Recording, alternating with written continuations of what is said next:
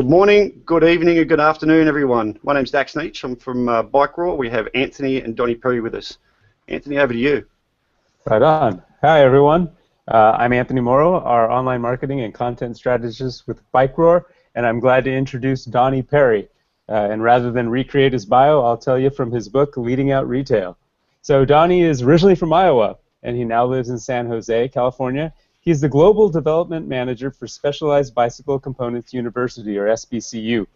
After a decade in bicycle retail, Donny now develops training programs for independent retailers to improve their sales, service, merchandising, and management. Thanks for joining us, Donny. Hey, thanks for having me, guys. This is going to be a lot of fun. I don't think I could have written a better intro than that one. I think you did write it. Either that or you're a very good editor, but you're a self-editor too, right? Yeah, absolutely. I did edit my own book, which if there's anything I've learned from writing and editing my own book is don't. If you go to my Amazon reviews, there's definitely a few people who have commented that I could have done a better job editing, so I appreciate that feedback all the time. But it seems to have done the job. As long as the content's there. Yeah, well, that's it. It's just about getting the ideas across. I have to admit that I did find a couple myself, Donny, but it didn't detract from understanding what you meant. So good job. Perfect. That's all I was aiming to do. So the format today is going to be that we're going to just talk to Donny about his book. We're going to run through some questions and stuff we have in regards to things that he's written. If you guys have any questions, please stick them in the chat box, and we'll try to get to them as we're moving through the webinar. If not, we'll cover them at the end. So, Donny, I wanted to start with the JRA moment. In your book, you open up with talking about the JRA moment. We know all bike stores have experienced customers come in with that. Then you start to talk about the JRA moment for bike shops. How do bike shops identify it, and what can they do to to not fall into this trap? Yeah, let me first paint a little context there. The JRA moment is when a customer comes into the shop and their bike has just been completely destroyed, and they describe it as, I was just riding along and my bike exploded. Anybody who's been a technician for a while has seen this all the time. When someone's out riding their bike, if they haven't been taught how to do basic upkeep or how to do basic maintenance on the bike, they're not going to know when things are starting to go bad. They're not going to know when the shock is going south. They're not going to know when the shifting is starting to go away. And so what seems like a normal moment for them when things just exploded, any technician or mechanic working in a bike shop probably could have spotted it months or years before that. And I use that as kind of an analogy to where I see a lot of bike retailers are now, is that they're going forward in their business, but a lot of them don't have some of those key metrics to fall back on to kind of identify, is their business about to explode or implode, and what can they do to prepare for it? Awesome. So you make a prediction in the book that all products will be sold online. We all know that bicycle retail, large online retailers are starting to take a larger market share. What's your prediction for the date when you think that everything will be available online? Yeah, that's a good question. The answer to that is probably sooner than anybody wants it to be. The best way I'd like to say this is I quote Scott Galloway here: pure play retail is dying. And what I mean by that is that if you are just an online retailer or if you are just a brick and mortar retailer, both of these situations don't have a really strong foundation in the type of economy we're going to be growing into. So we see that with some of the larger online retailers. You can look to the largest, you can look to Amazon and say, well, okay, they're an online retailer, they're pure play, but even they are starting to build brick and mortar stores in Seattle. They're starting to build pickup locations. So they're actually experimenting with what it's like to take their digital world and make it physical. And then the opposite of that, you have a lot of retailers who, Well, all the big ones like Walmart or Target or any of those guys who were a physical location, they're now trying to become more of a digital presence. In bike retail, you can look to Wiggle, who's probably the largest bike retailer, maybe the second largest. With their upcoming merger that's rumored, they would definitely be the largest. Um, they have started building their physical locations as well. So like everybody's moving into this balanced place where they're going to have something online and something physical, and so a pure play, one channel only, is not going to be probably the healthiest model for a lot of retailers to go to. We've just had Simon say that the merge is not a rumor. Thanks, Simon. So in your book you mentioned 3 things that retailers can do to prepare for this. How to take service from competing stores, how to be different from competing stores and start selling new types of service. So obviously service is a key element that online stores can't provide. They can provide verbal customer service, but not that physical servicing of product. Can you just take us through those 3 concepts and how retailers can capitalise on that? I know from where I sit that brands like Trek and Giant and the company I work for, Specialized, I know that that so much of their business is embedded into the independent retail channel that those companies are going to try to partner with those retailers as strong as they can for absolutely as long as they can. What I'm saying there is that on the retailer side, for them to be a healthiest business possible is that they want to be a place where they control as much of the revenue as possible. So, maybe my boss will get mad at me for saying this, but I'll take my Specialized hat off for a moment. That I think retailers should build a business where the majority of their money comes in services. That way, they're not victim or susceptible to anything that happens with the brands they carry. Like worst case scenario, if I don't know, if there's an earthquake and California falls into the ocean and Specialized goes away, or if China goes to war and exports stop happening, you're at the victim of these other products that you didn't control, you didn't price, you didn't market. And so I'm challenging retailers to look at service, what a lot of them see as probably the necessary evil of their business, to look at that as the future potential for it. It's the one thing they control the price on, they control the marketing, they control the frequency at which they can do it, they take the highest margin for it. And if they can build up their service to a significant level, they won't actually need the brands or the margins that are coming from the brands. A few months back, Trek announced their program to sell bikes online and then deliver them through the retailers. At that time, Burke said that for the independent retailers that they're working with, service accounted for 6% of their total revenue, but about 25% of their net profit.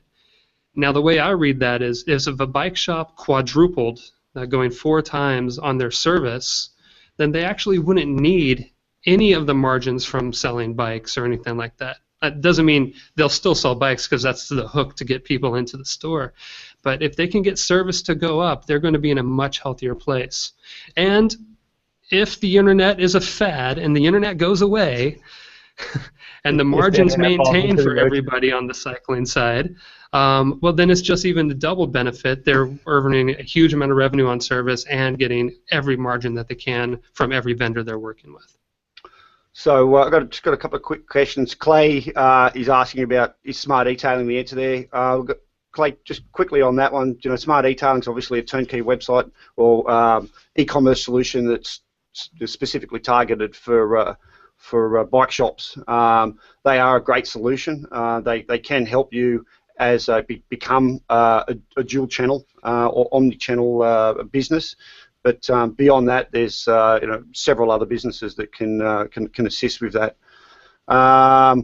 Simon, should IBDs charge more for service for people who bought components online rather than at their shop? Donny, I'll throw that one over to you. I know that you talk about creating a service menu, which we'll talk about a little bit later. But within that, I guess you can set set a premium price that you would have on your board, and then for customers who purchase products from you, you can give them a customer discount on that servicing. Do you want to just talk about that a little bit? Sure, and I think that Simon's question kind of works well with Dave's question here. I'll read that. With all due respect, I wonder what you might be smoking in California that you think labor alone will cover overhead. Let me tell you, there's a lot of smoking in California. Yes, sir. So with both of that, we actually did some studies here to figure out, can service cover the revenue? At the current pricing structure and frequency, absolutely not. The retailers that we bump into don't seem to be confident in themselves to charge enough, or they're scared to charge enough. But we run into a lot of riders who are willing to pay more for the services. I'll give an example. We looked at a metric where it's services compared to bikes sold. So for every bike that you sell, you would assume that at a minimum you want one tune-up on that bike every year. So if you sold 200 bikes in your first year, the next year you should see 200 tune-ups. If you sold 200 more bikes, the year after that, 400 tune-ups, and 600, and so on. And it just keeps growing exponentially. A shop that's been in business for a really long time, it's not hard to make the leap to say that we should be doing a lot more service than we are selling the bikes. Where we fall flat on this is the challenge is to have a strong follow-up program and a strong program to train customers about service. I've seen people on the sales floor get really positive about selling the bike, but talking about the 50-hour service that the fork needs, or talking about the regular tune-ups that it needs. There's a lot of people that can be hesitant to talk about those things at the time of the bike sale because they fear it might cost the bike sale. But these are things we need to start doing. The same way the auto industry has trained all of us to get an oil change after so many miles or kilometers, or to get the bike brought in for tire rotation or whatever it is, we want to train our riders to think of their bikes as things that need continuous service. That does mean in this future that I'm envisioning, service departments will get bigger. There will probably need to be more people working in them. And yeah, I guess that's my answer for addressing that. But to Simon's on the buying the components online versus in the shop, here's my thoughts on components. It's not your business anymore. Companies like Shimano and SRAM, they're great companies to work with. They make a great product, but they sell to anybody who buys it, and they sell pretty high quantities to people who make it difficult for smaller businesses to capitalize on that. I think that component sales are a necessary evil of bike retail now, which even drive more the fact that we need to be charging more for the services across the board, not just punishing or rewarding people who do or do not bring in components or purchase components from you. But hey, anyone that brings a component in your book, Donny, as I'm sorry, Dax, to talk over you, but in your book, Donny, I think you positioned it quite well, and it's just a repositioning of what's occurring. So rather than upcharging someone who brings in a component, you offer a rate that says you will provide a discount to someone who bought the bike from you, bought from your store, right? Yeah, that's. I like to look at it that way because I've met a few retailers, and they have the best intention, is that they don't want to work with people who didn't buy from them, or they get, that's probably going too far. I should say they get frustrated with people who don't buy from them. And so I say set a bar, this is what I charge everybody, but when you purchase the bike from me, you've bought into my program, and my program is a discounted service rate that across the board, or it's an ability to buy a service package at the time you purchase the bike. Mm-hmm. I guess the positive of someone buying something online and walking into your store with it and asking you to fit it is that you've got a customer all of a sudden. At that point, it's within the power of that retailer to take control of that situation and make that person a customer for life rather than them being a digital customer. So. There's a lot of people who call that out. If someone's going to be in the store at all, that's an opportunity to convince them in something. Yeah. Whether it's purchasing a product, purchasing a service, or something else, which is fine. If they're coming into the store, that's great. I want the retailers to be aware of the people who never came into the store as well. And when I go back to that point of pure play is dying, that if they're not representing themselves in a digital sense, at least in a local area, with more than just a business card website, they're missing a lot of people who never gave them the opportunity to meet face to face. Just want to go back on to the annual servicing of bikes. I think there's a great opportunity for retailers also to create a service card that they give with a bike, and it gets signed off. Put 6 years of servicing on there, and get them to sign it off, and that's a great service record for the product as well when they try to sell it as a second-hand bike. That is, and it actually touches on a larger point, which is the follow-up for all your customers. Every time I get together with a group of retailers, I ask this one question. I ask them, how many times have you sold a bike to someone and never seen that person again? And almost always the entire group of retailers raises their hand. I've sold a bike, I've never seen that person again. Or I've sold hundreds of bikes and never seen that person again. And my follow-up to that is, well, what happened to those people? Where did they go? Cycling's not a one-shop and you're done. You got to get a service on the bike. You got to fix a flat tire. You got to get new shorts. Something's got to go on. But these customers just poof. They disappear from the retailer's vision. And that's when it comes into the retailer's ability to have a strong follow-up program to how are we getting an email, a phone number, a Twitter handle, something that we can reach back out to these people and keep them in our loop. And if there's one strength that an online retailer is beating up a physical retailer with, it's that they, in order to purchase online, you have to give them something. You got to give them your email or your credit card, and then they got you into the loop and they keep you in that marketing stream. That's something our brick and mortars will absolutely need going forward, is a strong CRM system so that they can take advantage of every customer they have coming in the door who purchases anything and get them into their loop so that they control or at least influence their cycling behavior, and they don't have those customers who just disappeared after one bike purchase. Absolutely. So we'll roll back a little bit. I liked in your book you talk about IBDs and IBRs.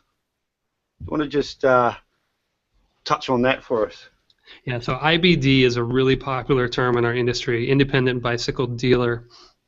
And I just get frustrated with that term, along with a lot of other terms in this business, because dealer to me, and maybe it's just the syntax or maybe it's just how I view the word, but dealer is someone who makes deals. A dealer is someone who is trying to take advantage of the buyer. The dealer is someone that maybe not be trusted. It's very similar to like a drug dealer to me. So I prefer to use the term IBR,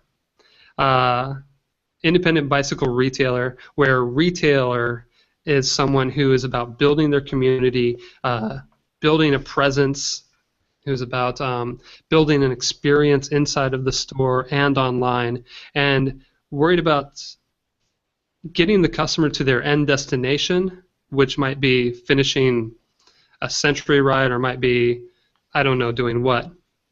But taking care of that customer over the long term rather than a dealer who's probably just focused on selling the product today and moving on. All right. So in your book you talk a lot about Timmy. And as soon as you mentioned Timmy in the book, it brought up South Park to me. Anthony wanted to know, who's your favourite Timmy?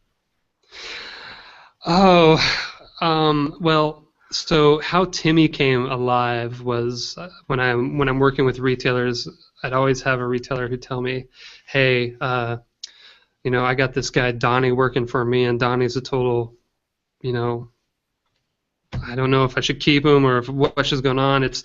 And in order to kind of give everyone like the same playing ground and how we refer to someone who works in the store, that is, not a bad employee, but I'll say the lowest common denominator employee. I just named this person Timmy. The reason I chose Timmy, can't remember why it came to mind. I know the South Park reference. It wasn't that. But the reason I stuck with it is because I have yet to meet an adult man named Timmy. But I'm sure somewhere in some bike shop there's a guy named Timmy, and he just hates me, and to him I apologize. But Timmy is the lowest common denominator in the business. Maybe Timmy is seasonal help or part-time help. Maybe Timmy's been there for 10 years. But Timmy is the one where they're not the best, but they're not so bad you would fire them. And so when you talk about building a business and how a business can grow, we need to think about how can Timmy grow within that business to start to take more responsibility. A lot of retailers I meet don't feel comfortable leaving the business. They feel like that if they left, the business would go downhill or customers wouldn't show up. They're the reason that people are there. And every time I see that, I see a business that is incapable of growing because you can't scale one person. And so in order for a business to grow, you got to look at all the employees at a high level and at the Timmy level, and you got to build processes for each one of them to understand and grow within that. And when I was looking for, and the question was, and we can get to this later, is your favorite Timmy story being Timmy, the word that you use for someone. But what I'm more interested in now is for you to tell us about how you deal with, or why even you're looking at having a Timmy in the business versus not having the higher end employee that you talk about. And your reason for that in the book was great. I'd like you to tell everybody why it is that you need to have Timmys and how that does allow you to scale the business. Well, because right now bike retail, it's not a profitable business. And I shouldn't say profitable, it's profitable, but it's not hugely profitable. And so in order to keep the operation expense low, to keep the overhead low, you're going to have some people who you need to bring in that are at a lower pay. And when you're at a lower pay, then experience or capability or understanding or passion to work there might not be what you hope it to be.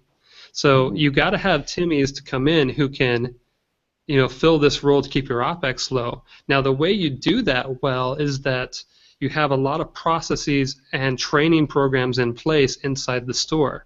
So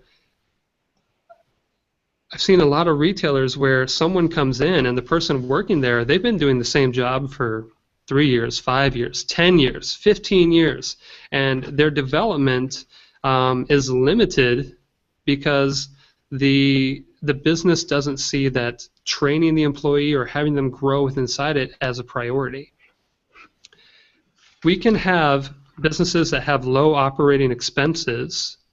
We can have Timmys who do great work and provide great customer service, but in both of those cases, it's going to require some type of training, development, and care for those employees to grow within.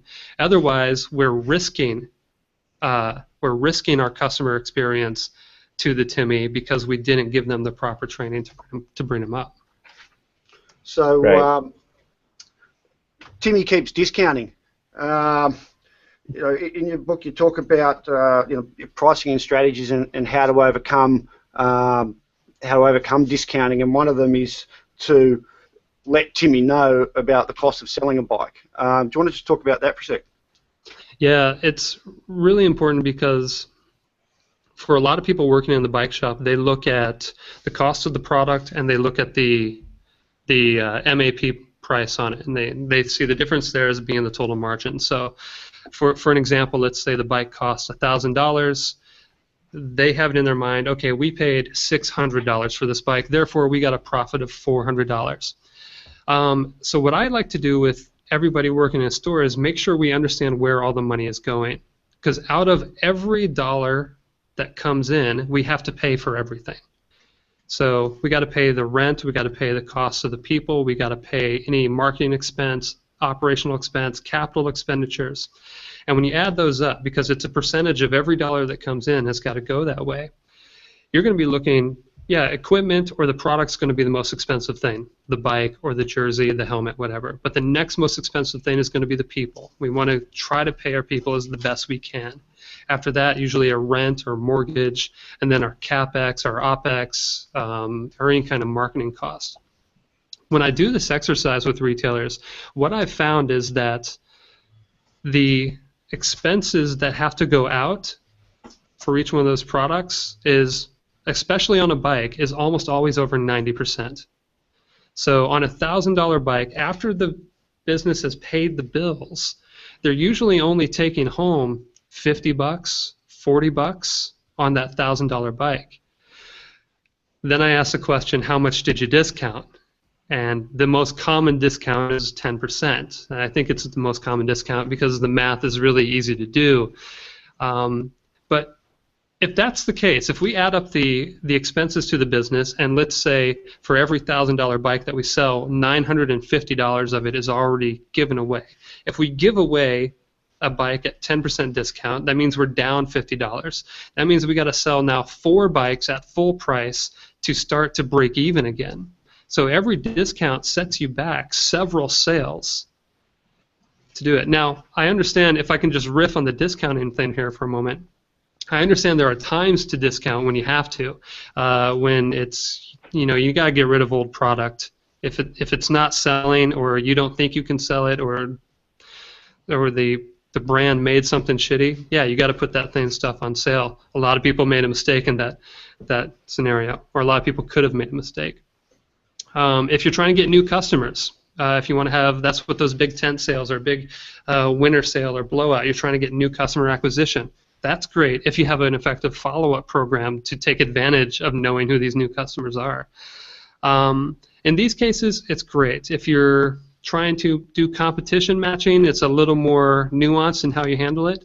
But in the end, everybody in the business needs to understand all the costs of the business so that when they do make a discount or make a deal, they understand the end result to the bottom line.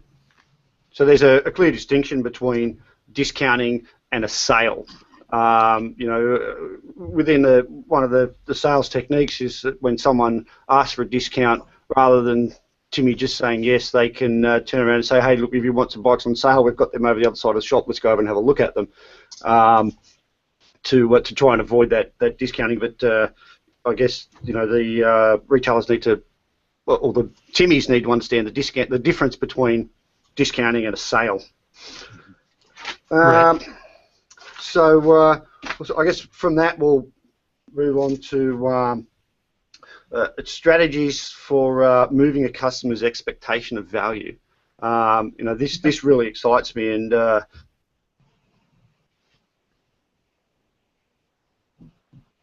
did we lose Dax?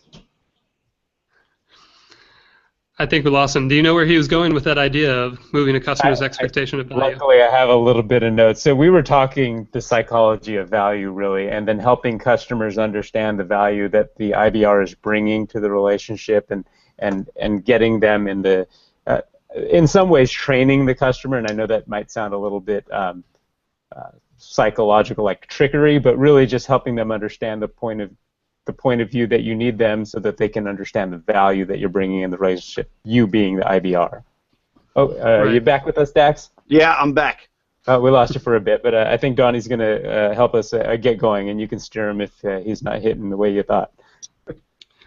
Right, so the IBR does bring a lot of value outside of just selling the product. And I don't think there are many retailers who don't see this, that having a personal relationship with someone at the store carries a lot of weight. Having someone who understands the rider's goals carries a lot of weight. Having someone who can be a localized, immediate service carries a lot of weight. And when I look at value, and when I talk about retailers and how they should invest going forward, I want them to consider investing in things that we know are absolutely going to be there. So if they can invest in their business so that they're offering the right selection for the right people at the right time, that's doing the market research or understanding your forecasting to a really fine detail, so that you have everything they need right there where they want it, and you can still compete with a drone delivering it if that's where we end up. Another one is that having the price, that's something that they see value in. I think everybody's going to be looking for the lowest price possible on everything forever. I don't think that's going away.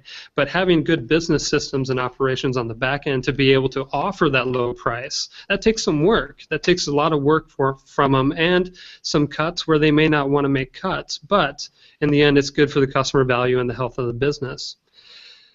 On the personal level, I really think it goes to the follow-up. Let me tell you, when I look at a brick and mortar competing with an online retailer, that brick and mortar does a great job at delivering the product today. That's awesome. But where I see the opportunity is afterward. So it's not that they bought the product, it's what they want to do with the product.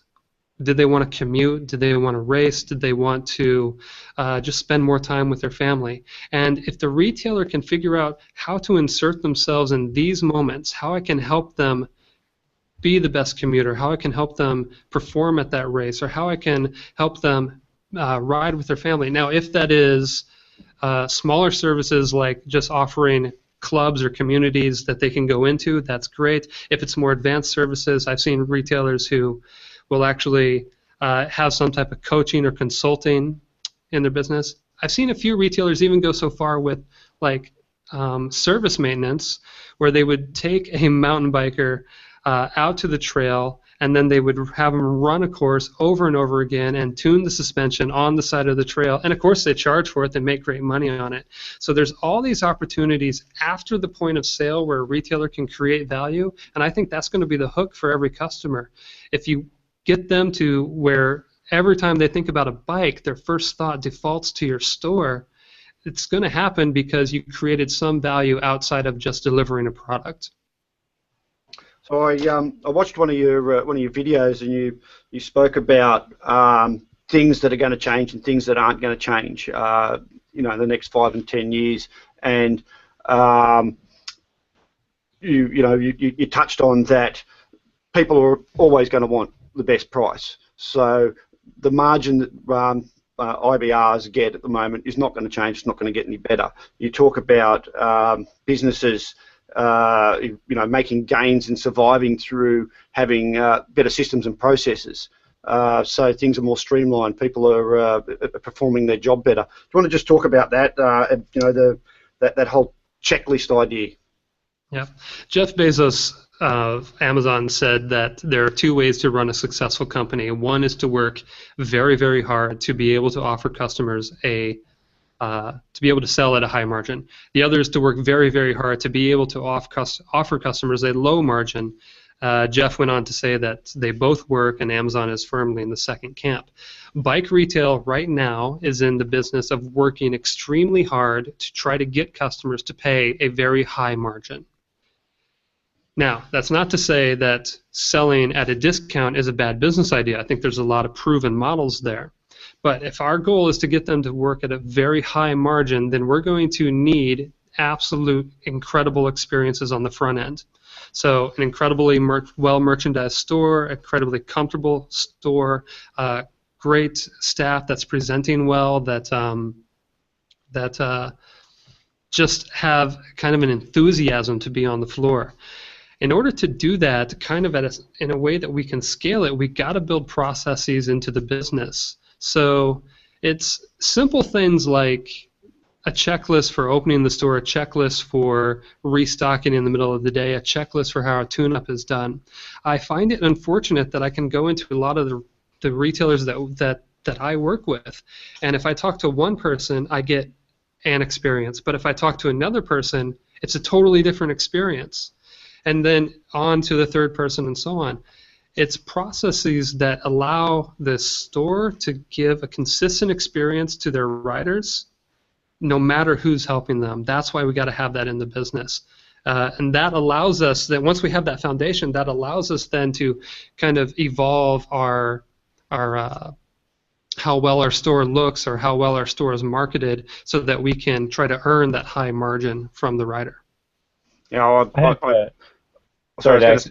No, let me jump in real quick, because you and I had talked about it. I said, as far as the checklist go, I see two things happening with that, Donnie. Is one, you're making sure that you're hitting the things you need that should and need to be done.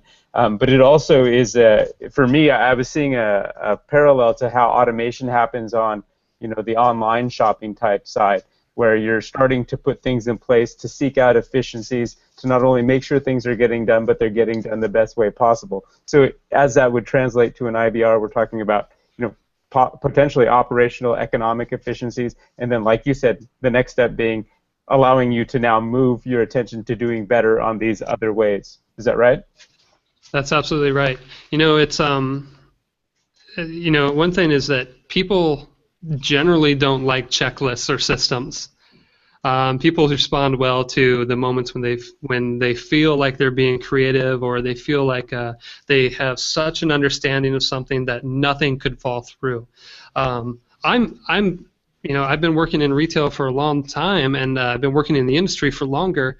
And I tell you, the number of times I opened the store, I turned on the lights, I cleaned up, I counted the till, I did everything. It was probably the 500th time I've done it, and I had the store open for 2 hours before I realized I never unlocked the front door. It's these types of experiences where everyone's fallible, everyone makes mistakes, it happens, so we got to have a structure in place to make sure that we're not missing anything. Unfortunately, we don't like using checklists, we don't like process. It kind of feels like we're being questioned on our intelligence, but that's not it. It's not about making sure I'm doing the work right. It's making sure that the customer experience is always the same. Hey, Donny, and to your point, whatever you can automate and whatever you can systemize, I totally support that. Especially in anything on the digital side or the follow-up side, I would totally do it. I have an anecdote that one day I'd finished a hard day in the shop, cashed up, cleaned the workshop, did all of that, walked out the front door. All the bikes were lined up, still out the front, locked up on the right-hand side. My car's on the left. I walk out the front door, turn left, don't even see them there, get in the car. I get a call at 3 a.m. from the police saying they've caught someone trying to load all of them into the back of their van, all chained together. So it does happen. Yeah, it absolutely happens. So I was going to say, I hear, the managers and owners there saying, look, my staff should just know how to do this. I don't have time to create checklists, and you talk about the solution for that, which is fantastic.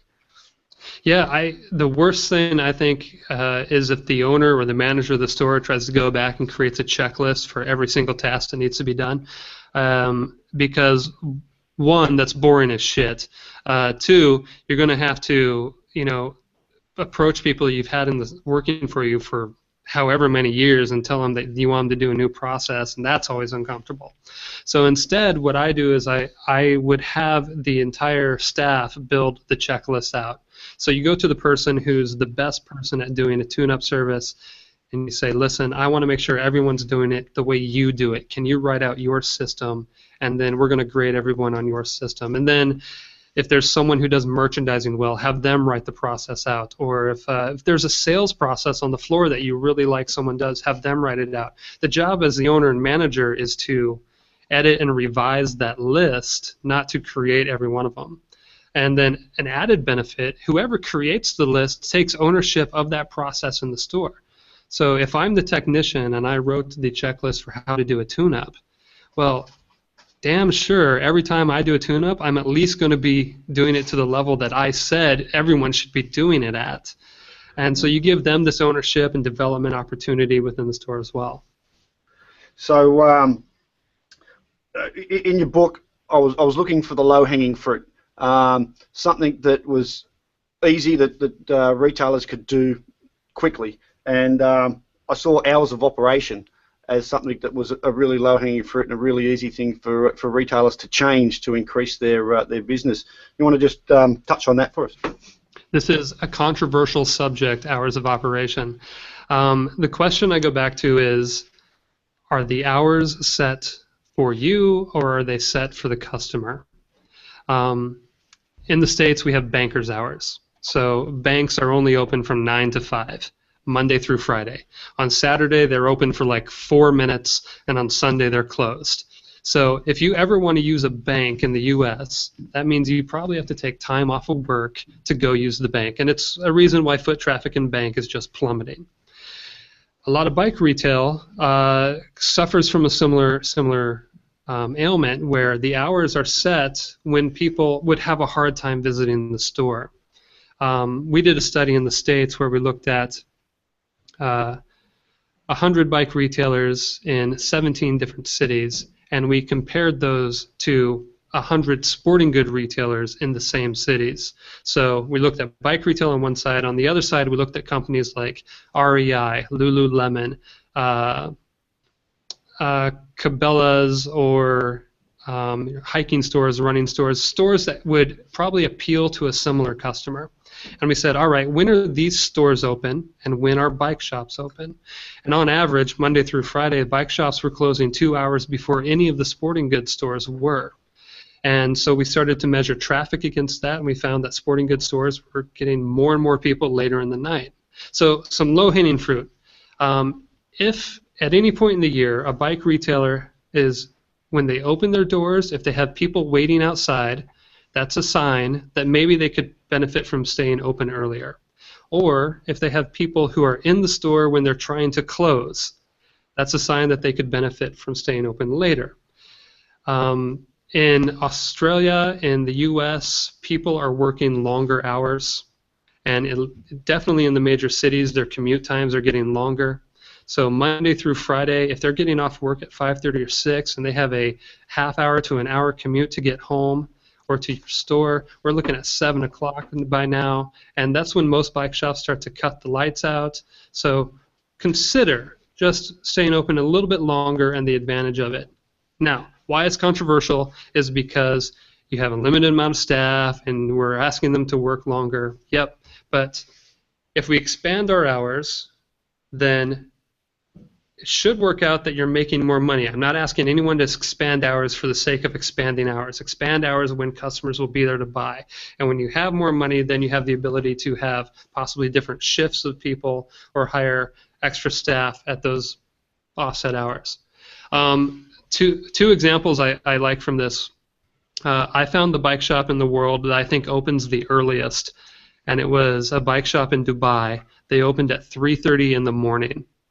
Wow. And the reason they opened that early was because in Dubai it's super hot and everyone gets their riding done before 8 a.m. because if you're outside after 8 a.m., it's a desert, you die.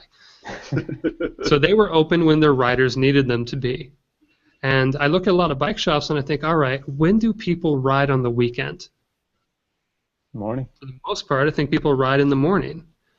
And it's usually they start their ride before most bike shops open.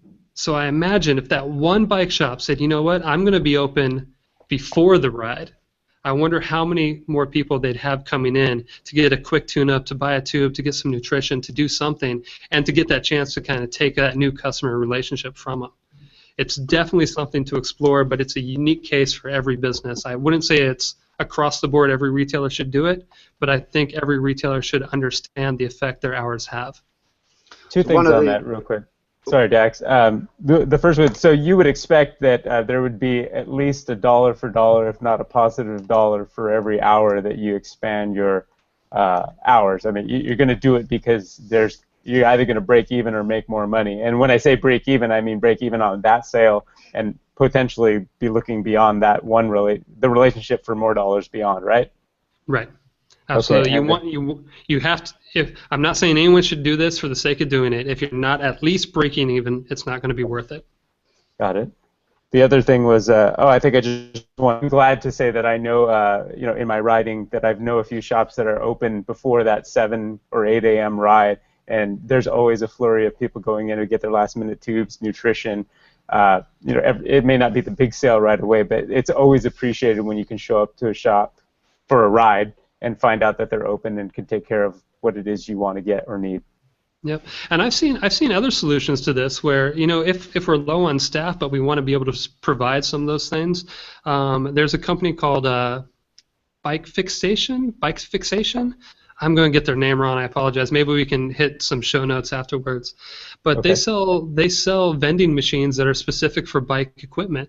So if you can't be there, have the vending machine with the inner tubes, the CO2, maybe some warmers or nutrition outside ready for people to use. Why not? Perfect.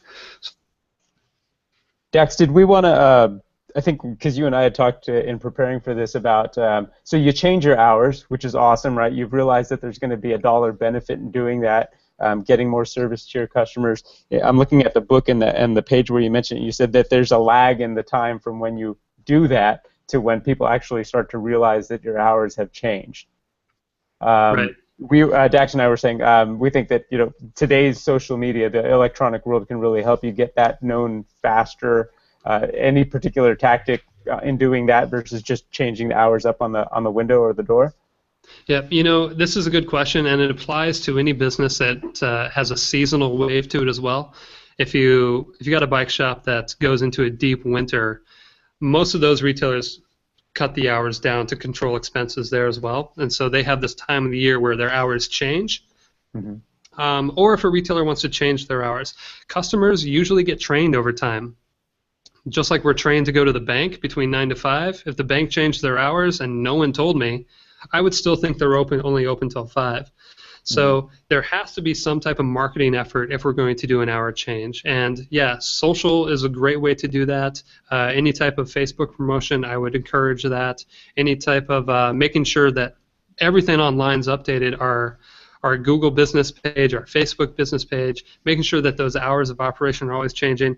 And even if a retailer wanted to go old school and do mailers or radio spots, by all means, do something. If you change your hours and you want to see that be a positive reason, let's do some marketing behind it, not just change the sign on the door, stand inside and say, well, that didn't work.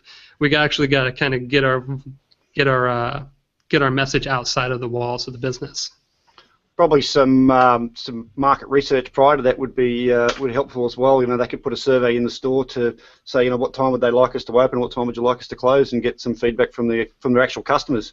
And that's absolutely great. Another way to do that is just look at the sporting goods stores or your competitors in that area, in that city, and if they are running different hours at any point, ask why.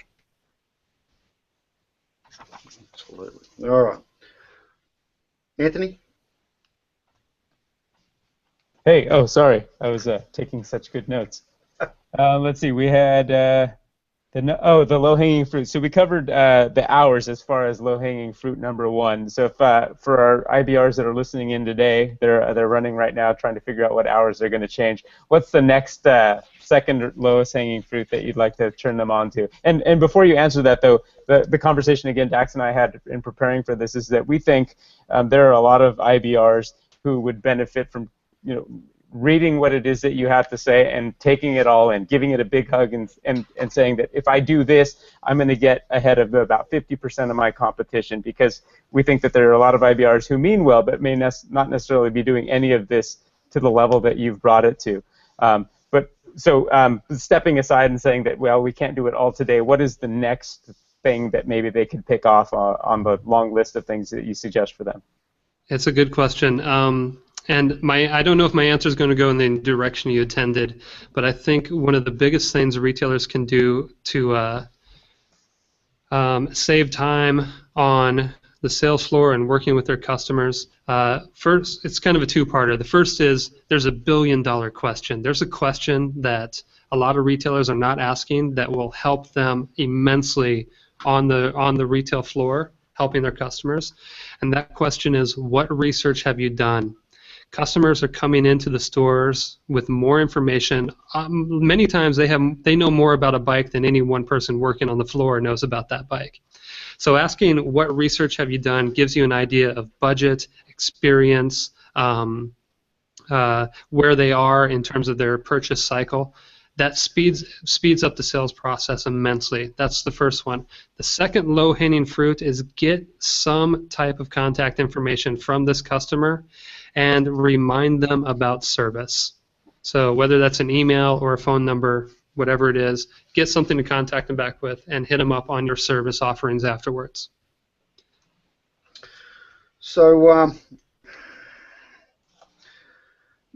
you talk about service menus and engineering a service menu. I wanted to ask you about, what does that mean?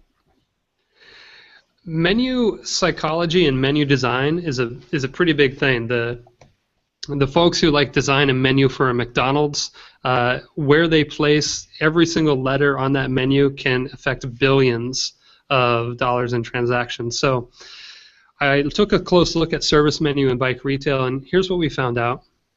People like to shop in the middle.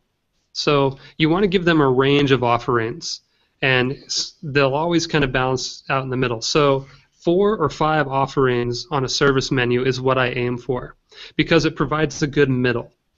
Now, the low price, very few people get the cheapest option possible. What the low price does is, let's say it's $30 or $40. It takes that money out of their pocket because nobody wants to buy the worst offering you have. But almost as important is your most expensive offering. It needs to be pretty high. So I've seen shops that have services up there for $1,000 or $1,500 on the service menu. And it's not because they sell a lot of $1,000 services. It's because that $1,000 makes the next price down at $300 or $180 look really reasonable. And so then a customer can come in and you can point to a menu and say, which one of these would you like? And they're going to balance it in the middle, and if there's a nice tight pricing cluster in the middle for them to choose from, they're going to land there. And when we've built service menus now for dozens of bike shops, and over a couple of years we've seen their service revenue in some stores triple just on a menu change. Wow. Because of how people look at it and shop from it. Too often, I think we go into a bike shop with our bike to get it fixed, and Timmy tells me what I need. I was like, hey, my bike's broken, and Timmy says, you need A, B, and C. Well, I guess I don't have a choice in the matter. That's like what I'm going to buy today. And with respect and love to every technician out there, I know what you're going through, that you want to offer probably the quickest and most effective service possible to get them back on the road. So you want to say you only need a rear derailleur adjustment. There you go. But that cuts this possible revenue stream out of the business and a potential growth opportunity. Now, I'm not saying we should blatantly sell to them and kind of become sleazy about it, but we should at least give them the opportunity to buy more should they want to, rather than just saying, this is all you need, we're going to take care of it, you're out of here. You also talk about language to use on there, things like rather than derailleur tune, it would be perfect shifting. Do you want to Right.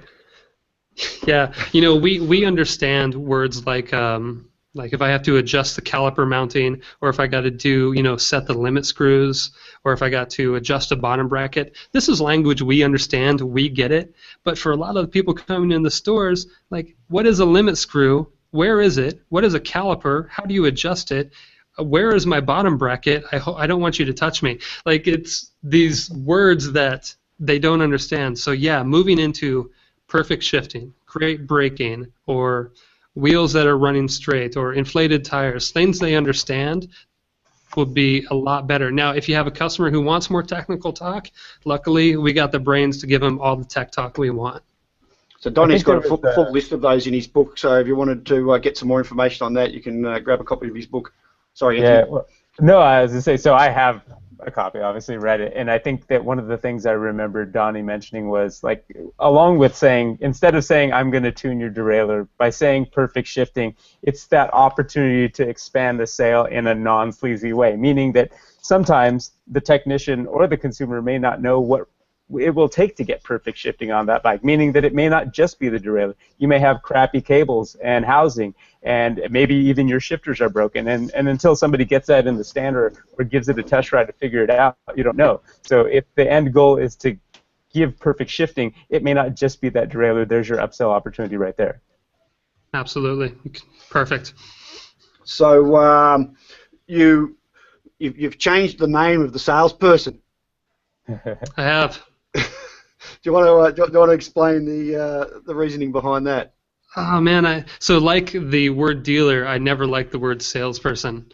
Every study out there that's been done on trust, and by trust by occupation, people trust doctors, people trust I can't even think of some of the things in the high trust category, but in the low trust category, at the bottom, almost always salesmen. People tend to trust politicians more than salesmen. When we use the term salesman or working on the sales floor, we get these ideas of someone who's sleazy and slimy and manipulative. And so I wanted to get rid of that word because I don't want, if I'm running a store, I don't even want my employees to identify with that word. So I changed it to lead out. It's the best word I can come up with.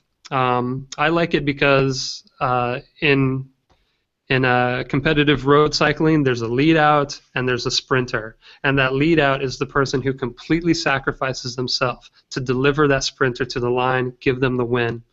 And that's what I want employees at a bike shop to be. I want them to be the lead out for their customer. Do everything they can to not just make sure they have the right product, but to get them out to succeed at their goal. If their goal is, they want to commute to work without getting sweaty, or they want to commute to work without getting wet, or even if they want to win a race, changing the mindset inside the store says, I'm here to lead this person out and get them to achieve their goal, not just to sell them a product. So that's why I changed the name. Okay. Anthony, you want to just continue on? I've got some technical issues, I think.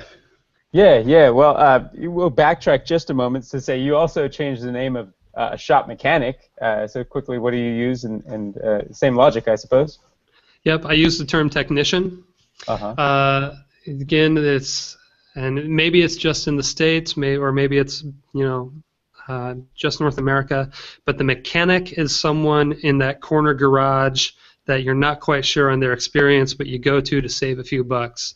So I want to go to technician, give the role the prestige that it deserves for the amount of knowledge that those guys and gals have to do that job. They deserve the best help possible. I changed sales floor to retail floor. I changed the shop area to a service area. Just starting out with a simple terminology change can really, I think, just influence everybody who's working in the store to think of their job a little bit differently, and to approach the customer with I guess, a little more pride in what they do. You definitely see you elevating the role, the expectations and the roles of everyone involved in the IBR. The other thing I think about when you say technician versus mechanic is it reflects a lot of where the industry is headed in terms of incorporation and use of electronics. Yeah, it's crazy what's happening or what will happen with how bikes are built. It's not a crazy thought to think that shifting derailleurs and adjusting brakes can be done on an app in the very near future. So the technician's role might change from fixing a hard piece of hardware to updating a piece of software, or to teaching someone about how to use their system rather than just fixing a lever and a pulley. Right. Just going on to sales, there's I guess a paradigm shift happening from buyer beware to seller beware. Do you want to just talk about that for us? Yeah, buyer beware to seller beware, and the paradigm shift. So in context, there's this phrase, buyer beware, where at a time in 20 years ago, the person working in the bike shop had all the information. If you wanted to know anything about bikes, you had to go to the bike shop and ask them. They were the holders of all information and knowledge. And there were a lot of people who took advantage of that, where they would say things like, "Oh, it's the last one," or "I got someone coming in to buy it tomorrow if you don't buy it today." And so that's where this term buyer beware came from, where the buyer was at a great disadvantage to the seller. The paradigm shift has happened. It's not happening. Now the seller is at a great disadvantage to the buyer. The buyer can come in with significantly more research done on any one product than the seller has had time to do. So that's why I go back to the most important question is, what research have you done? It's because we're in a seller beware world, where if you don't understand the intelligence or research that the customer's coming in with, then you're victim to what they could be taking advantage of you. So I'm a bit of an old school salesperson. I got taught my sales techniques by one of the founders of body language in the early '80s, and we worked through the 5-6 step sales process: greet, approach, ask open-ended questions, and by no means ever should we ask, "Can I help you?" You talk about that, and that may be something that we should be using. I am a big fan. So I'm a big fan of the question: is there anything I can help you with, or can I help you find anything? These are yes/no questions, and the answer is almost always no. Now, historically, sales training would say never start off on a negative, never have this no question. Here's why I love this question. Because the answer is always no, I can control the conversation from there. If you come out to a customer and you say, "Hey, can I help you find anything?" Their response is going to be no. Timmy would then step in and say, "All right, let me know if you need anything." And then Timmy would go behind the counter and just tweet or Instagram for a while.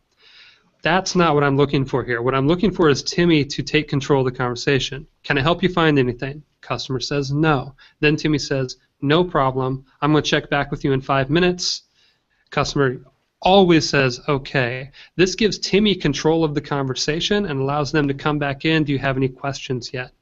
So the reason I like this is because, one, I don't know where I got this stat, but I like it, so I'm going to use it. And the stat is 1 in 20 people are naturally gifted salespeople. 1 in 20. So that means that if you want to find a salesperson, you should probably interview 20 people. The odds that someone's in the bike shop is not naturally gifted or naturally comfortable as a salesperson is pretty high. So let's give them a tool to take advantage of that. They can ask the question they want to ask: "Can I help you find anything?" Customer's always going to say no. All I'm asking them to do is change the response after that to, "Perfect, I'll check back with you." And that allows them to control the conversation, and it gives the customer this kind of breathing room, because old sales strategies would have said, "Oh, Dax, I got to come in here. I got to talk to you. I got to be your friend. Tell me where you got your shirt. Let's talk about the weather or your sports teams." Man, I don't know, but I just don't see a lot of people looking for retail to be friends now. I think everybody who goes into a bike shop knows why they're there. They're there to buy a product, and they know why I'm working there, because I'm going to sell a product. We don't need to falsify this relationship in any way. We don't need to build a great rapport and friendship right now. We need to just have a level of respect. And my respect is, I'm going to respect your time. What do you need? Don't need anything? I'll check back with you in 5 minutes. That's it. Over time, after the sale, that's when we build the real relationship, not on the front end of the conversation. Dax, I'm going to jump in here real quick and say that I hear in that simple interaction, the first interaction where I'll check back with you, I hear a lot of that resonating with your strategy about collecting an email address. I'll check back with you by email or something. Sound right? That does absolutely sound right. And once you kind of build that system of "I'll check back with you, I'll get back with you," even in the store on a small scale, it makes it a lot easier on a larger scale outside of the store. Cool. So once again, we go back to checklists, and so we've completed the sale. We've got the consumer to commit to a bike. What happens then? You talk about creating a must-have card, something like that for the retailer to use. One of my favorite stats is I compare pump sales to bike sales inside of a store. If anybody sells someone a bike, and it's the first bike they've had in a long time, and they don't sell them a pump, so they have no way to inflate those tires, what happens in a week? You got squishy tires, probably pinch flats. You got a crappy riding experience. So I ask retailers to look back on last year's data, and I say, all right, take a look at all the bikes you sold where you know is the first bike in a long time, that $400 bike, that $500 bike, beginner rider. Compare how many bikes was that? Now compare the number of pumps you sold. If there's a disparity there, there's a chance that the retailer set that person up for failure. And that might be one of the reasons they become one of the people that you sold a bike to but you never saw again. So to make things simple, because I hate that moment where I got to drag the customer around the store. After I got them to pay more money than they were comfortable paying for a bike, now I got to tell them about a helmet. and shoes and jersey. No, come on, you seriously need this. Stay with me. You got to have bib shorts. You got to have all this crap. It's another $1,000 worth of stuff. Instead, I give them one card. It's got everything listed on it, and I say, listen, everybody who purchases this bike within 60 days buys everything on this card. Can I tell you why a pump is important? They'll always say yes. Then you can just jump in there. Oh, it's crazy as shit. Tires go flat. You got to have a pump. It's scary, and pump sales go up. And then when I do just a simple card of everything they need, what we call an essentials card, then the average ticket sale goes up because you're selling more items with the purchase of the bike, but also the customer's aware of things they're going to need next. Customers take that card, they use it like a checklist. The next payday comes out, they show up at the shop, like, I don't know what a base layer is, but it's on the list, I'm going to have to buy that now. At the very least, it opens the opportunity to have the conversation about what it is, right? Right, because Timmy gets excited. Timmy gets a bike sale. Timmy wipes his hands or her hands and like, yay, I'm done. And then that customer's out there riding with no shorts, no helmet, no pump, like no CO2. Like they're just set up to fail on every level. So give Timmy like this confidence, like, hey, I'm not confident to drag you around the store and try to sell you 20 more things, but I'm confident enough to show you this card of everything you're going to need. We just had a question come in, someone asking if this webinar will be available for replay, and we're glad to say it is, and thanks for asking, John. We think that Donny is providing some great info here, so glad to hear that you're going to be sharing it with your staff. Sorry, I don't have the questions up. Do we have any more questions from the group? Not that you guys aren't wonderful to talk to, but I want to make sure that everybody listening in gets some time. There was one about service from... Donna had asked if you'll cover best practices for service. You want to just hit on some points that Donna would like to hear about, Donny? Best practices for service. You know... Maybe a whole other webinar, but... yeah, it really is. Can you give it a 1 minute, Pandora's box. Yeah. So things I look at, like the quick, easy wins and service, is take good care of the service writer and make sure we're picking the right person here. The person who writes the service is probably the most valuable person in the business. They need to not just have a complete technical understanding of whatever bike's in front of them, but they also have to have this, salesmanship or saleswomanship to be able to talk with the customer and get them comfortable with the idea of possibly spending more with the product. So the service writer is super key. Don't devalue this person, and I don't think it's a role for everybody. I think it's a role for 1 or 2 people in most bike shops. Outside of that, have a plan for doing faster turnaround time. Your busiest time of year, when you got maybe 3 days backed up or 5 days backed up or 2 weeks backed up on service repairs, have a plan for improving that. Here's some quick tips. If you want to move from like a 2-week turnaround time to a 24-hour turnaround time, here's one way to do it: double the price. If you're charging $100 for that service and it's a 2-week wait, offer it to your customer for $200, and then you can have it tomorrow. And then take 30 or 50 bucks of that extra $100 you made and give it to the mechanic who's going to stay late to do that job. That's one way to do it. But just have a plan for getting your turnaround time faster. In a world where everything's instant, I can replace my computer, my phone, I can get the plumbing in my house done, I can get my car taken care of.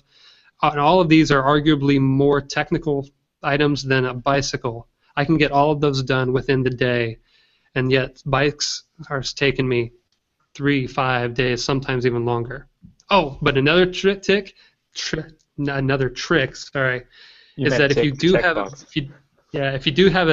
do have a backlog of service, if you're sitting out a week or 2 weeks, raise your prices. Raise the prices up. If you got demand, raise the prices. You might as well be making more money. I've done that with a couple of retailers. I had them raise their price. Crazy thing happened. They had more people show up. So we just kept raising the price until demand started to wane off a little bit. We'll be supplying a demand and supply curve graph at the end of this thing. It's pretty easy, right?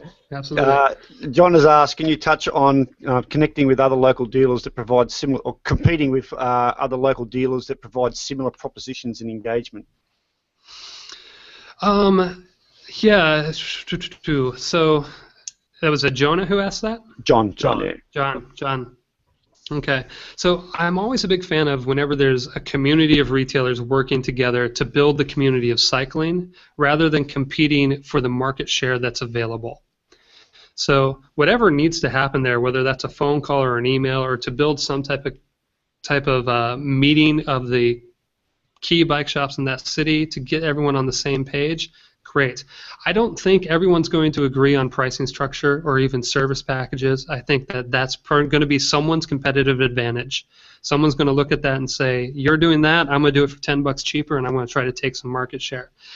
Instead, what I'd rather see is retailers coming together with plans on how to grow the pie. How do we get more people in bikes? How do we get more people engaged in this activity? So rather than balancing out on services, coming together for how they're going to grow the community. Patrick has asked, what do you see as an average of labour dollars percentage-wise to gross sales dollars in the industry right now? So in the U.S., the NBDA, the National Bike Dealers Association, their most recent report that I have clocked it at, I think, 5.8%, 5.9% of the total revenue came from repair, parts, and service labor dollars. And if John Burke from Trek is right, that 6% equaled about 25% of their total net profit. Depending on where we are in the world, I see that switch a little bit. In Asia, it's closer to 2% rather than 6%. In Europe, it's even a little less than 6%. So that moves around depending where we are in the world, but for the United States, and I'd feel comfortable saying the Australian market as well, and the UK market, is going to hover around 6%. Okay. So back into what we're talking about, how should stores deal with showrooming? Showrooming. So when someone comes into the store, they ask the questions or they look at the product and then they decide to purchase it somewhere else. I think that this is something that is going to happen, always happen, continue to happen. I do it myself when I'm shopping for books or anything like that. It's not something we need to, first of all, never punish the customer for doing it, is my opinion. You never want to have a sign that says no cell phones out or something like that. That's the wrong way to go. Rather, if someone's looking to save money and still wanting to get into the sport, let's not just ignore the opportunity that is. Someone wants to get into the sport of cycling. They're looking for you to help. If you can't sell them the helmet, or the bike, or the shoes, whatever, what can you sell them? And almost always it's going to be the service package. They need to have some type of service package going into it.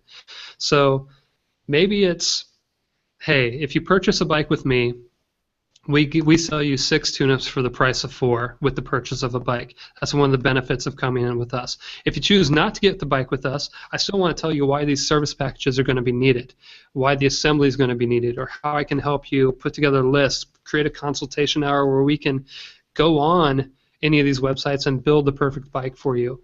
There's going to be a way you can earn money if you embrace this customer's need and make sure you sell them on the thing that you have that's unique. And the thing that you have that's unique probably isn't the product.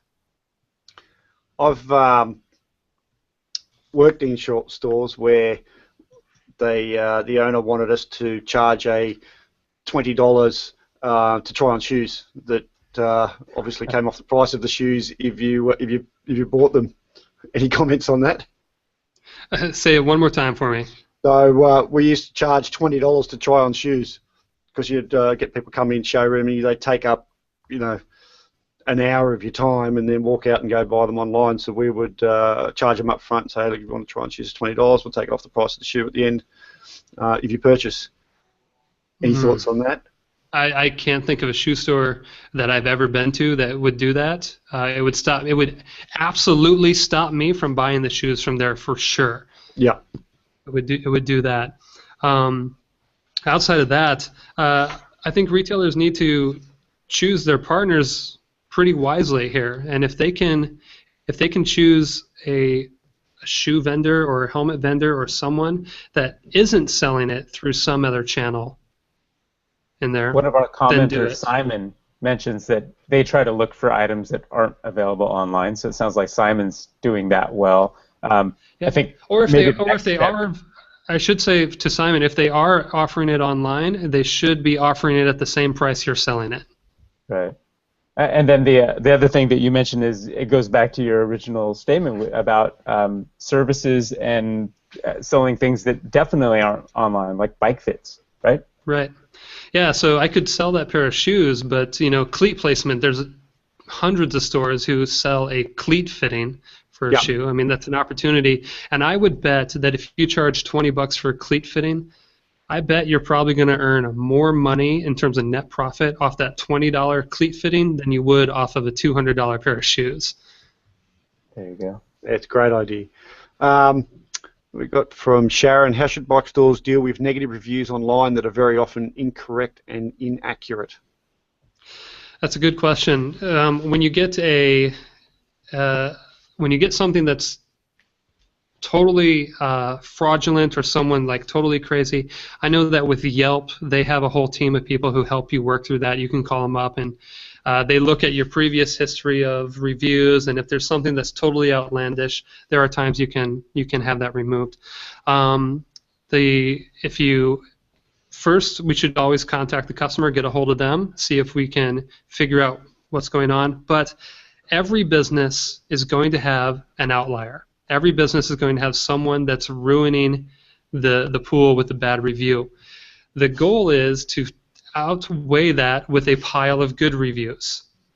So rather than focusing on how do I get this one review changed, I would focus my energy on how do I get more people to write the reviews that I want them to write.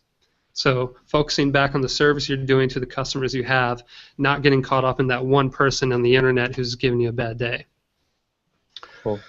And as the online guy, I think that's part of your follow-up program. So hey, it's time for your service, or even probably more sooner than that. Thanks for coming in. It's a week later. Do you have any questions about your bike? And hey, have you left us a great review on Yelp or Google Plus or wherever it may be, right? Absolutely. And create the avenue for your customers to write the review. I know that if I'm at the cash register and I say, oh, hey, if you got time, write a review for me. I've had people ask me that. I've never wrote that review.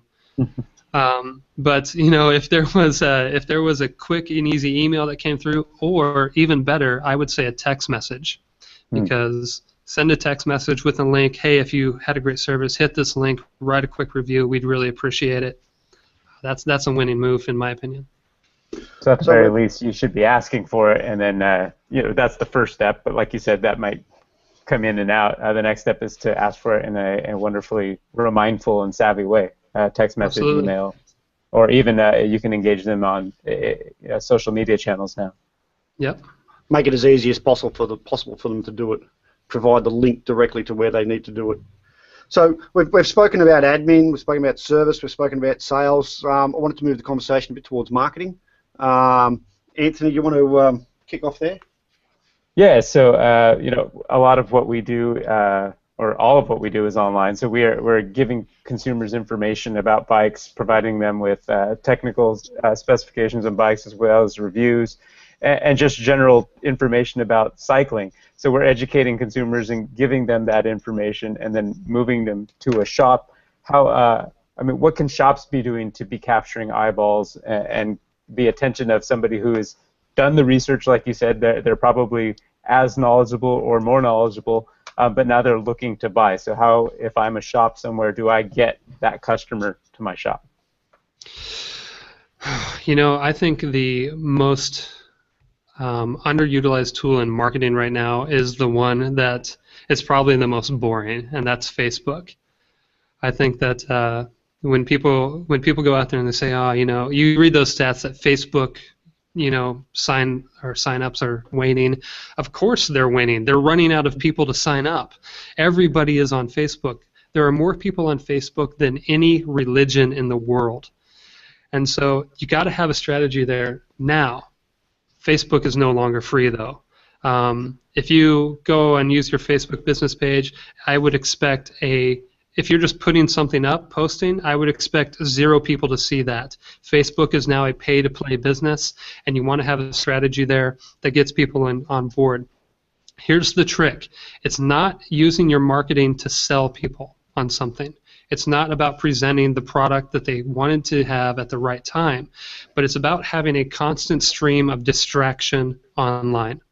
So in your Facebook, your Instagram, or whatever the social channel will be, I would steer away from promoting yourself and instead just promote fun ideas in the world of cycling. Promote cool images, put out good ideas. What you want to do is you want to get the algorithms working in your favor so that they're always looking at you, or it's always allowed into their feed, so that when it does come time to say, we have a sale, we got something going on, it will make it through. Your paid advertising will work at that point. So if I'm starting a bike shop today, I'm putting a good chunk of my marketing budget into Facebook. Cool. And your book touches on the 3 big platforms, being Facebook. You mentioned Twitter as well, and Instagram, and you advocate making sure that you're participating in all of those. But you also mentioned that they're different. They are different. How people use them and speak in each of those channels is quite a bit different. You can't aggregate them all together. You can't just have your Twitter feed feeding your Instagram, which feeds your Facebook, because if someone wants to engage with you on Twitter, then they want to engage in that 140 character limit, kind of quick, witty, maybe a link-based response. If they want to engage with you on Instagram, they want motivational images or short videos. That's going to distract them and kind of get that idea going. And on Facebook, they want that timeliness, well-targeted promotion or distraction that's relevant to them, not just something that's a blanket statement to everybody. I'll add to that Twitter and Instagram, the user rates in different countries kind of change, so I would try to get a sense of what your customers are using and be there. But probably since I've wrote the book, the one social channel I would give the most weight to outside of Facebook is YouTube. I would have a video strategy for the business. Half of all internet content by the end of this year is going to be video based, and I would have something going out on my YouTube channel that then can feed if I need it somewhere else. Plus, if I got a sales pitch for how to get a bike fit or how to get a tire done, or if I got a bike review on a specialized bike, I put that up to YouTube. That's my continual sales pitch that I can send people over and over again. If I have a video on how to join a club and do a ride, or how to shift and break a bike, not break as in break it, but like physically stop the bike, I put that into a video school, and then that becomes a great follow-up gift for my customer. They purchase a bike from me. Oh, by the way, here's a video. Here's all of our videos on how to use this bike going forward. So I would also have a video strategy. Right on. Does I think, especially on Facebook, you talk about taking advantage of the algorithm, so becoming a knowledge resource and not just somebody who's pitching all the time.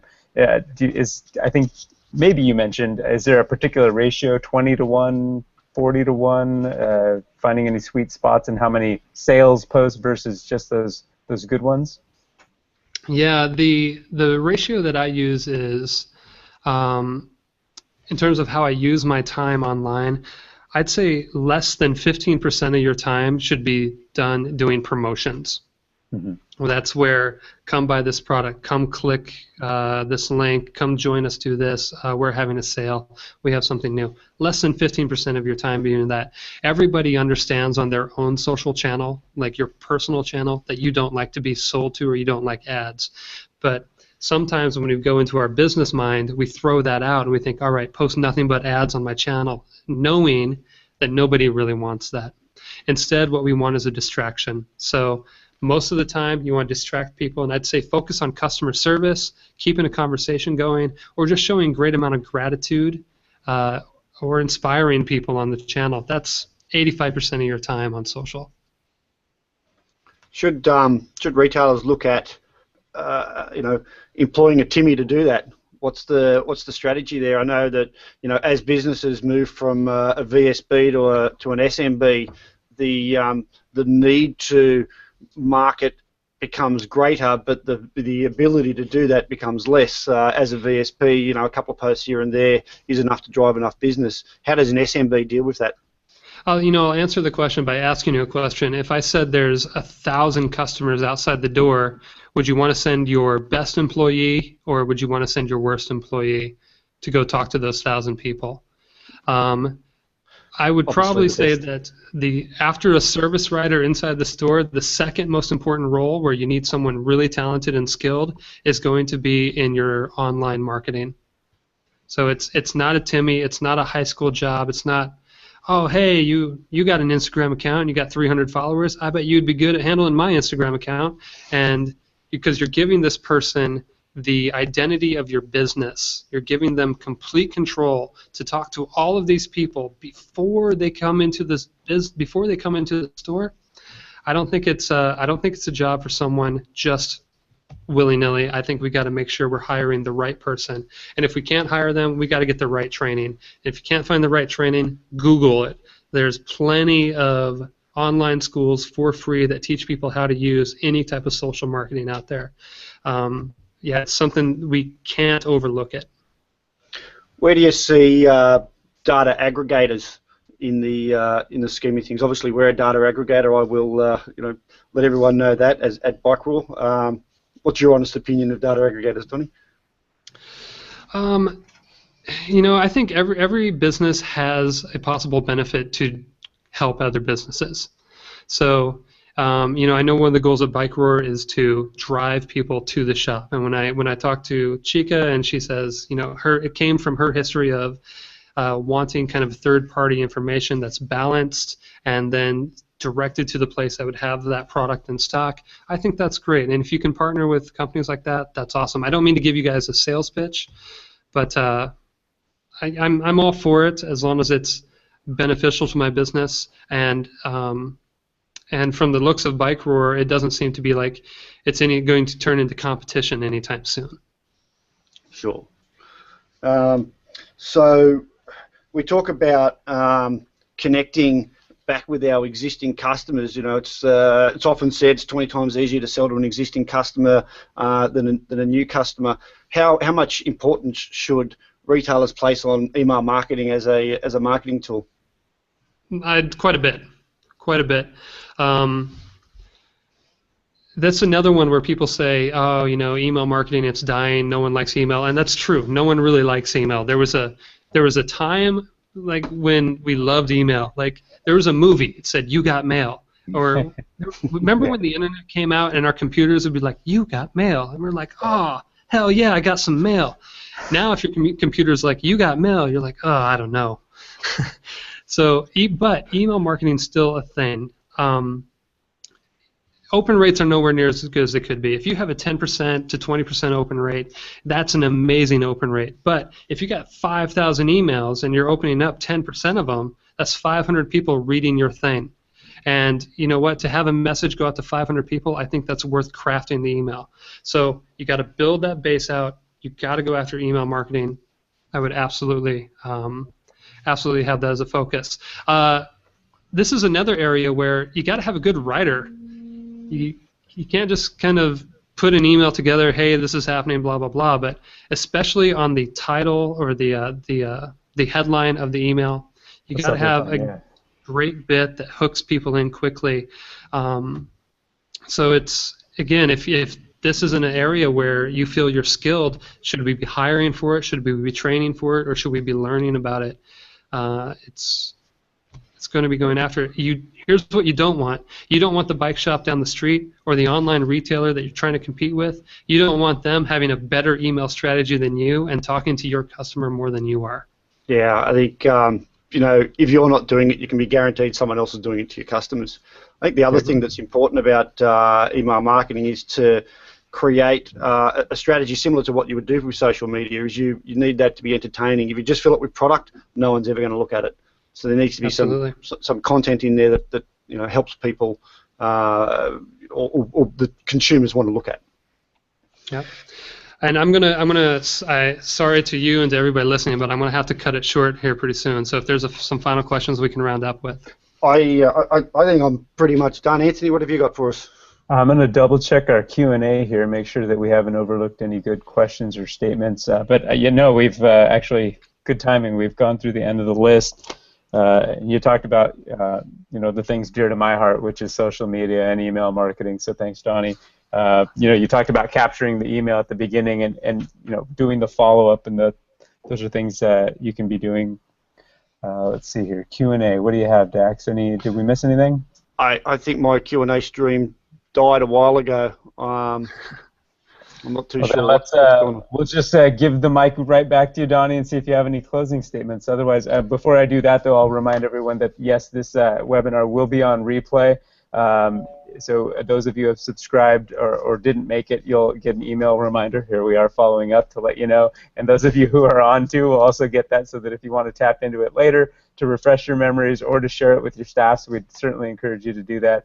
Donny, please close us out here. Sure. If anybody wants to, let me just start with saying thank you guys for putting this together. It was awesome to sit down and talk about this. I love talking about bike business. If anybody wants to reach out to me, they can find me on Twitter. I'm Donny Perry, DonnyPerry, or just Google Donny Perry, and you're going to find plenty of ways to communicate with me. I'm happy to engage with anybody online there. And then if you want to learn more, I would check out my book. It's called Leading Out Retail. Came out a couple years ago. It's available on Amazon, Kindle, and iBooks. Take a look at that, and I think you'll find a lot more ideas and opportunities for you. Awesome. Thanks, Donny. Thank you so much, Donny. Appreciate your time. Thank you, guys. Thanks, everybody. Talk to you again soon. Bye-bye. Bye-bye. Bye.